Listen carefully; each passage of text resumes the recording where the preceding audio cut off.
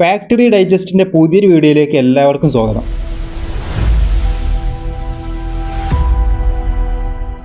അങ്ങനെ ഒരുപാട് വർഷങ്ങൾക്ക് ശേഷം ഞാനൊരു ലോങ് വീഡിയോ ആയിട്ട് വന്നിരിക്കുകയാണ്. കുറച്ചായി പുതിയ വീഡിയോസൊക്കെ ചെയ്തിട്ട് സൗണ്ടൊക്കെ ചെറുതായിട്ട് ചേഞ്ച് ആയിട്ടുണ്ടാവും. അപ്പോൾ വിഷയത്തിലേക്ക് വരാം. ഒരാഴ്ച കൂടി കഴിഞ്ഞാൽ ഫിഫ വേൾഡ് കപ്പ് തുടങ്ങാനിരിക്കുകയാണ്. ലോകത്തിൽ തന്നെ മികച്ച താരങ്ങൾ ഏറ്റുമുട്ടുന്ന ഈ വേദികളിൽ ഉപയോഗിക്കുന്ന ബോളുകൾക്കും പ്രത്യേകതകൾ ഇല്ലാതിരിക്കില്ലല്ലോ. ഓരോ വേൾഡ് കപ്പിലും അഡ്വാൻസ്ഡ് ആയിട്ടുള്ള ആധുനിക സാങ്കേതികവിദ്യ ഉപയോഗിച്ച് നിർമ്മിച്ച സ്പെഷ്യൽ ബോളുകളാണ് ഉപയോഗിക്കുന്നത്. സെൻസറുകളും ചിപ്പുകളും ഒക്കെ ഫിറ്റ് ചെയ്താണ് ഈ ബോളുകൾ ഇറക്കുന്നതെന്ന് പലരും വാർത്തകളിലൊക്കെ ശ്രദ്ധിച്ചിട്ടുണ്ടാവും. ശരിക്കും ഇതിനകത്ത് ചിപ്പുണ്ടോ? അത് എവിടെയാണ് ഫിറ്റ് ചെയ്തിരിക്കുന്നത്? എല്ലാം ഈ വീഡിയോയിൽ കാണാം. 2010 മുതലുള്ള എല്ലാ ബോളുകളുടെയും വിശേഷങ്ങൾ ഈ വീഡിയോയിൽ ഉൾപ്പെടുത്തിയിട്ടുണ്ട്. പിന്നെ വീഡിയോയിലേക്ക് കടക്കുന്നതിന് മുമ്പ് വരുന്ന വേൾഡ് കപ്പിൽ നിങ്ങൾ ഏത് ടീമിനെയാണ് സപ്പോർട്ട് ചെയ്യുന്നതെന്നൊന്ന് കമന്റ് ചെയ്യണം. അപ്പോൾ നമുക്ക് പണി തുടങ്ങാം. അഡിഡാസ് ആണ് എല്ലാ വേൾഡ് കപ്പിനും ബോൾ നിർമ്മിച്ച് നൽകുന്നതെന്ന് എല്ലാവർക്കും അറിയാവുന്ന കാര്യമാണ്. ആദ്യം നമുക്ക് 2010 വേൾഡ് കപ്പിൽ ഉപയോഗിച്ചിരുന്ന ജബുലാനിയുടെ നിർമ്മാണം കാണാം. പോളിസ്റ്റർ അല്ലെങ്കിൽ കോട്ടൺ ഫാബ്രിക് വെച്ചുണ്ടാക്കുന്ന ലൈനിങ് ലെയറിൽ നിന്നാണ് പണി തുടങ്ങുന്നത്. ഇത് അകത്തെ ലെയറോ പുറത്തെ ലെയറോ അല്ല, രണ്ടിനും നടുവിലുള്ള സ്ട്രെങ്ത്തും ഷേപ്പും നൽകുന്ന ലെയറാണ്. എത്ര അടി കൊണ്ടാലും പയർ പോലെ നിൽക്കണമല്ലോ. നിരവധി പീസുകൾ കൂട്ടി തുന്നിയാണ് ഈ ലെയർ നിർമ്മിക്കുന്നത്. ശേഷം ഇതിനകത്തേക്ക് ബ്ലാഡർ ഫിറ്റ് ചെയ്യുന്നു. ബ്ലാഡർ എന്ന് വെച്ചാൽ കാറ്റ് നിറക്കുന്ന റബ്ബർ കൊണ്ട് നിർമ്മിച്ചിട്ടുള്ള ട്യൂബ്. ശേഷം അതൊരു മോൾഡിൽ വെച്ച് കാറ്റ് നിറച്ച് ചൂടും പ്രഷറും കൊടുത്ത് കൃത്യം ഷേപ്പിലാക്കി എടുക്കുന്നു. ചുളിവെല്ലാം പോയി സ്മൂത്ത് ആയിട്ടുണ്ട്. അടുത്തതായി ഇതിൻ്റെ മേലെ ഒരു പ്രൊട്ടക്റ്റീവ് കോട്ടിംഗ് കൂടി സ്പ്രേ ചെയ്ത് ഡ്രൈ ചെയ്തെടുക്കുന്നു. ഇത്രയും പ്രോസസ്സുകളുണ്ട് അകത്തെ ഒരു ലെയർ സെറ്റാക്കി എടുക്കാൻ. ഇനി പുറത്തെ പണികൾ. സാധാരണ ഒരു ട്രഡീഷണൽ ബോളിന് 32 പാനലുകൾ ഉണ്ടാവും. എന്നാൽ ജബുലാനി വെറും 8 പാനലിലാണ് നിർമ്മിച്ചിട്ടുള്ളത്. 8 ത്രികോണ രീതിയിലുള്ള പാനലുകൾ. തെർമോപ്ലാസ്റ്റിക് പോളിയുറിത്തീൻ എന്ന മെറ്റീരിയൽ ഉപയോഗിച്ചാണ് ഇത് നിർമ്മിക്കുന്നത്. വലിയ പേരുണ്ടെന്നേ ഉള്ളൂ. നമ്മുടെ പ്ലാസ്റ്റിക്കിൻ്റെ അടുത്ത ബന്ധുവായിട്ട് വരും. ശേഷം ഇതിന് പുറത്ത് ലോഗോയും ഗ്രാഫിക്സും എല്ലാം പ്രിൻ്റ് ചെയ്തെടുക്കുന്നു. അടുത്തതായി ഒരു മോൾഡ് വെച്ചമർത്തി ബൾജ്ഡ് ഷേപ്പാക്കി അതിനകത്ത് ഫോം ലെയർ ഒട്ടിക്കുന്നു. ശേഷം ഇതിൻ്റെ ആവശ്യമില്ലാത്ത ഭാഗങ്ങളെല്ലാം കട്ട് ചെയ്ത് സൈഡെല്ലാം സ്മൂത്ത് ചെയ്ത് പരസ്പരം ഒട്ടിക്കുന്നു. പിന്നെ ജബുലാനിയിലും ഇപ്പോഴത്തെ ബോളുകളിലുമൊന്നും സ്റ്റിച്ചിങ് അല്ല ഉപയോഗിക്കുന്നത്. തെർമൽ ബോണ്ടിങ് എന്ന പ്രോസസ്സിലൂടെ ചൂടാക്കി ഒട്ടിക്കുകയാണ് ചെയ്യുന്നത്.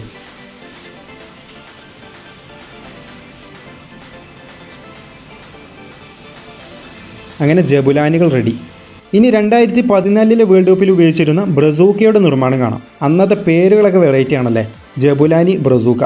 ജബുലാനിക്ക് 8 പാനലായിരുന്നെങ്കിൽ ബ്രസൂക്ക 6 പാനലിലാണ് പണി തീർത്തിട്ടുള്ളത്. 6 ബൂമറാങ് രീതിയിലുള്ള ഇന്റർലോക്കിംഗ് പാനൽസ്. പിന്നെ പ്രോസസ്സ് എല്ലാം നമ്മൾ നേരത്തെ കണ്ട ബോൾ പോലെ തന്നെയാണ്, യാതൊരു വ്യത്യാസമില്ല. ഞാൻ കൂടുതൽ വിവരിച്ച് ബോറാക്കുന്നില്ല, നിങ്ങൾ കണ്ടോളൂ.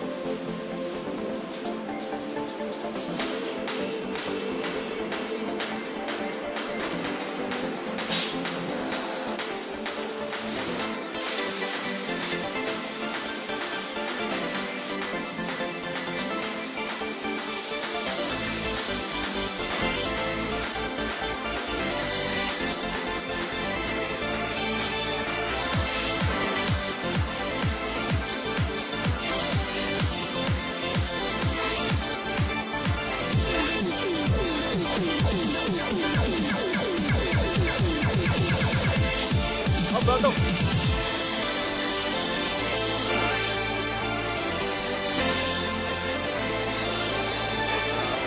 còn thang kìa.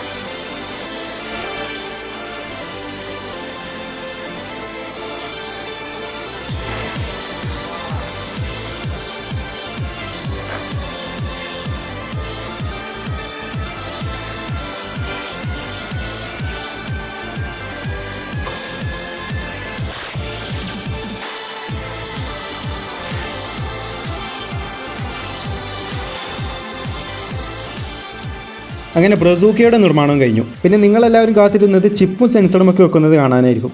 എന്നാൽ ഈ രണ്ട് ബോളുകളിലും സെൻസറുകളോ ചിപ്പുകളോ ഉപയോഗിച്ചിട്ടില്ല. ഇതിനുശേഷം വന്ന 2018 ടെൽസ്റ്റഡ് 18 ബോളിനകത്ത് NFC ചിപ്പ് ഉണ്ടായിരുന്നു. ബോളിന്റെ നടുവിൽ ബ്ലാഡറിനടുത്തായിട്ടാണ് ഇത് സ്ഥാപിച്ചിരുന്നത്. പക്ഷേ സത്യത്തിൽ ഇതുകൊണ്ട് മാച്ചിനോ റെപ്ലിക്ക യാതൊരു ഉപകാരം ഉണ്ടായിരുന്നില്ല. ഇത് നമ്മുടെ ATM കാർഡിലേക്കുള്ള പോലത്തെ NFC ചിപ്പായിരുന്നു. ബോളിനടുത്ത് സ്മാർട്ട് ഫോൺ കൊണ്ടുപോയാൽ ബോളിനെ കുറിച്ചുള്ള വിവരങ്ങളും ബോൾ ഒറിജിനൽ ആണോ എന്നൊക്കെ അറിയാൻ പറ്റും. വേറെ ഒരു കാര്യമില്ല.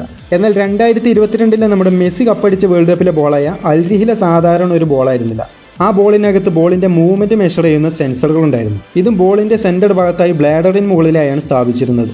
ഓരോ സെക്കൻഡിലും 500 തവണ പന്തിന്റെ ചലനവിവരങ്ങൾ കൈമാറാൻ ഈ സെൻസറിന് കഴിയുമായിരുന്നു. കളിക്കാരൻ പന്തിൽ തൊട്ട നിമിഷം മുതൽ അതിന്റെ വേഗതയും ദിശയും വരെ ഇത് രേഖപ്പെടുത്തുമായിരുന്നു. അതുകൊണ്ട് തന്നെ ആദ്യത്തെ സ്മാർട്ട് ബോൾ അൽരിഹിലയാണ്. ഇനി ഒരാഴ്ച കഴിഞ്ഞാൽ ഇതിനേക്കാൾ അടിപൊളി ഒരു സാധനം വരുന്നുണ്ട്, അഡിഡാസ് ട്രയോണ്ട.